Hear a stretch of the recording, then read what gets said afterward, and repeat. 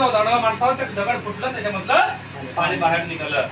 म्हणून इथे इस्रायलचे लोक 7 दिवस फर्स्ट क्लास इथे करायचे. 7व्या दिवशी काय माहिती का, ध्यानसाठी. ते ध्यान जाऊ नये म्हणून ते काय करते माहिती का, यासाठी. आता प्रबोधन घेता, असं घेता प्रबोधन आपण.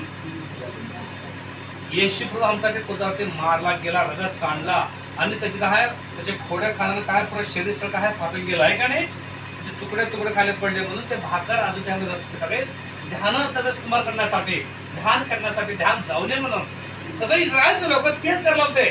Hallelujah, hallelujah. तेच होतं मॅटर. आणि येशूचे भाऊ होते बघा दुसरे, अजून दुसरे देवांचा आठवण जन्मला आणि नंतर आले लेकरं आणि मरियाला, ते बी सगळे येशूचे करत होते, भाऊच.